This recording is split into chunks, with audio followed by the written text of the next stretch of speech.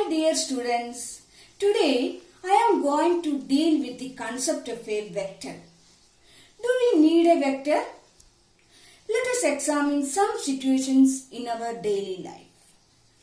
See, first example. ഇവിടെ നിങ്ങൾ ഹോമിൽ നിന്ന് നിങ്ങൾക്ക് അറിയാത്ത ഒരു ഡെസ്റ്റിനേഷൻ, ഇത് നിങ്ങൾ ആദ്യമായിട്ട് പോകുന്ന ഒരു ഡെസ്റ്റിനേഷൻ ആണ്. നിങ്ങൾക്ക് അവിടെ ഒരു പ്ലാൻ ഫുൾഫിൽ ചെയ്യാൻ പോകണം. പക്ഷേ നിങ്ങൾക്ക് എന്ത് മാത്രമേ അറിയുള്ളൂ?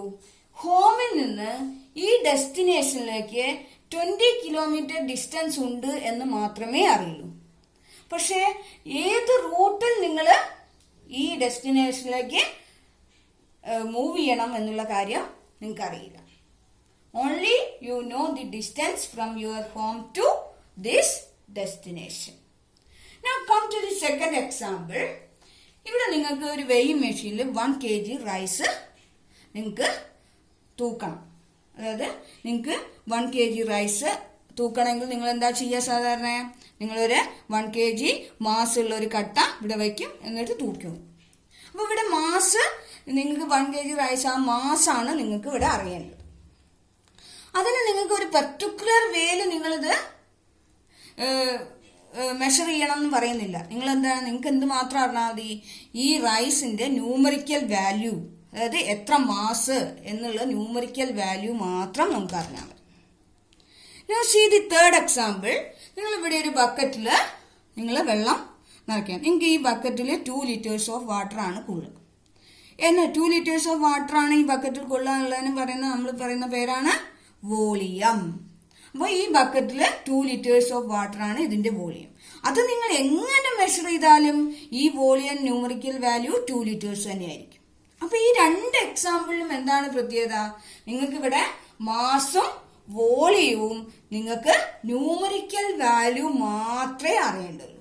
അതൊരു പ്രത്യേക രീതിയിൽ മെഷർ ചെയ്യണം. രണ്ടാമതൊരു പാരാമീറ്റർ നിങ്ങൾക്ക് ഇവിടെ അറിയേണ്ട കാര്യമില്ല. അപ്പൊ ഈ ന്യൂമറിക്കൽ വാല്യൂ, മാസിന്റെയും വോളിയത്തിന്റെയും ന്യൂമറിക്കൽ വാല്യൂ എന്ന് പറയുന്നതിനെയാണ് നമ്മൾ മാത്സിൽ മാഗ്നിറ്റ്യൂഡ് എന്ന് പറയുക. അതായത് ഈ മാസിനും വോളിയത്തിനും എന്ത് മാത്രം വേണ്ടു? മാഗ്നിറ്റ്യൂഡ് മാത്രം അറിഞ്ഞാൽ മതി. അപ്പൊ അങ്ങനെയുള്ള ക്വാണ്ടിറ്റീസിനെയാണ് നമ്മൾ മാത്സിലും ഫിസിക്സിലും ഒക്കെ എന്ത് പറയാ? സ്കാലാർസ്. അപ്പം A quantity which has magnitude only is called a scalar. Then here you have to know about the distance to be moved and in which direction you have to move from home to this destination. അതായത് എത്ര distance നിങ്ങൾ move ചെയ്യണമെന്നും ഏത് റൂട്ടിൽ നിങ്ങൾ move ചെയ്യണമെന്നും ഈ ക്വാണ്ടിറ്റിക്ക് നിങ്ങൾക്ക് അറിഞ്ഞേ പറ്റും. That means that you have to know 2 parameters about this quantity. The distance to be moved in which route. ഈ ക്വാണ്ടിറ്റിയാണ് ഡിസ്റ്റൻസ് ഒരു പ്രത്യേക റൂട്ടിൽ മൂവ് ചെയ്യുന്നതിനെയാണ് നമ്മൾ ആ ക്വാണ്ടിറ്റിന്ന് നമ്മൾ പറയുന്ന പേരാണ് displacement. Therefore, this displacement quantity has both magnitude and the route means that the direction. അപ്പൊ ഈ ഡിസ്പ്ലേസ്മെന്റിന് ഡിസ്റ്റൻസ് എന്ന് പറയുന്നതാണ് ഇവിടെ ന്യൂമറിക്കൽ വാല്യൂ, പർട്ടിക്കുലർ റൂട്ട് എന്ന് പറയുന്നതാണ് ഡയറക്ഷൻ. അപ്പൊ ഈ ക്വാണ്ടിറ്റിക്ക് ന്യൂമറിക്കൽ വാല്യൂ, അതായത് മാഗ്നിറ്റ്യൂഡും വേണം, ഡയറക്ഷനും വേണം. Such quantities are known as vectors. Right?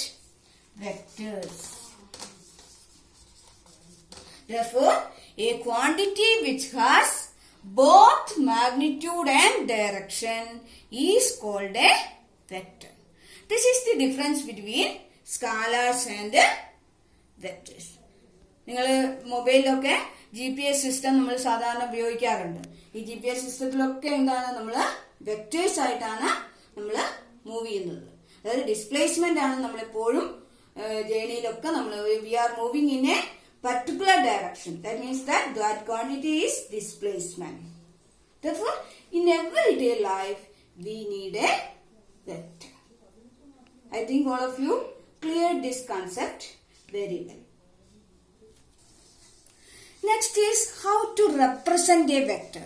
നമ്മളിപ്പോൾ പുതിയൊരു ക്വാണ്ടിറ്റി പഠിച്ചിരിക്കുകയാണ് വെക്ടേഴ്സ്. അപ്പൊ ഇനി അത് എങ്ങനെയാണ് റെപ്രസെന്റ് ചെയ്യുക? നമുക്ക് എല്ലായ്പ്പോഴും വെക്ടർ വെക്ടർ എന്ന് പറയാൻ പറ്റില്ല. അപ്പൊ നമുക്ക് എന്ത് പറയണം, ഒരു ആ റെപ്രസെന്റേഷൻ കണ്ടു കഴിഞ്ഞാൽ അതൊരു വെക്ടർ ആണെന്ന് നമുക്ക് മനസ്സിലാക്കണം. അപ്പൊ വെക്ടറിനെ നമ്മൾ റെപ്രസെന്റ് ചെയ്യാൻ ഉപയോഗിക്കുന്നത് ഡയറക്റ്റഡ് ലൈൻ സെഗ്മെന്റ് ആണ്. Directed line segment means that it is A part of A line with a particular direction. അതായത് ഒരു ലൈനിന്റെ പാർട്ടായിരിക്കും, അതൊരു പർട്ടിക്കുലർ ഡയറക്ഷൻ നമ്മൾ ഒരു ആരോ മാർക്ക് കൊണ്ട് കൊടുത്തിരിക്കും. അപ്പൊ ഇവിടെ directed line segment A B means that A is the initial point and we are moving in this direction to the final point B. അപ്പൊ ഒരു ഡയറക്റ്റഡ് ലൈൻ സെഗ്മെന്റ് കൊണ്ടാണ് ഒരു വെക്ടറിനെ നമ്മൾ ഡിനോട്ട് ചെയ്യുക. ഇനി നമ്മൾ എങ്ങനെയാണ് വെക്ടറിനെ നെയിം ചെയ്യുക എന്നാണ് അടുത്തത് പറയുന്നത്. വെക്ടറിനെ നെയിം ചെയ്യാൻ നമ്മൾ സാധാരണയായിട്ട് ഉപയോഗിക്കുന്നത് ഇംഗ്ലീഷ് ക്യാപിറ്റൽ ആൽഫബറ്റ്സും അതുപോലെ സ്മോൾ ലെറ്റർ ആൽഫബറ്റ്സും with board line segments on these letters. Above these letters we give a board line segment.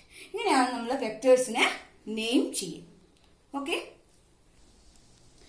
നമ്മളിപ്പോ റെപ്രസെന്റേഷൻ ഓഫ് വെക്ടേഴ്സ് പഠിച്ചു ഡയറക്റ്റഡ് ലൈൻ സെഗ്മെന്റ് ആയിട്ട്. അപ്പൊ ആ ഡയറക്റ്റഡ് ലൈൻ സെഗ്മെന്റിന്റെ ആ ലൈൻ സെഗ്മെന്റിന്റെ ലെങ്ത് ആണ് ആക്ച്വലി ആ വെക്ടറിന്റെ മാഗ്നിറ്റ്യൂഡ് എന്ന് പറയുന്നത്.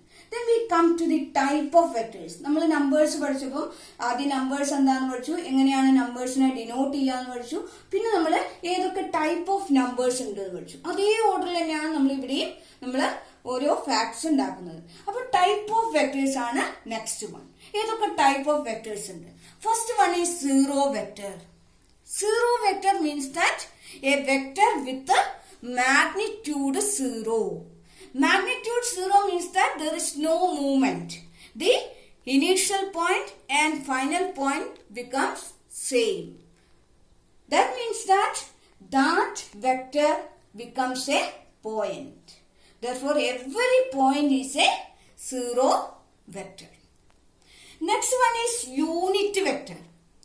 Unit vector means that a vector with magnitude 1 or unity. 1ന്റെ മറ്റൊരു പേരാണ് യൂണിറ്റി എന്ന് പറയുന്നത്.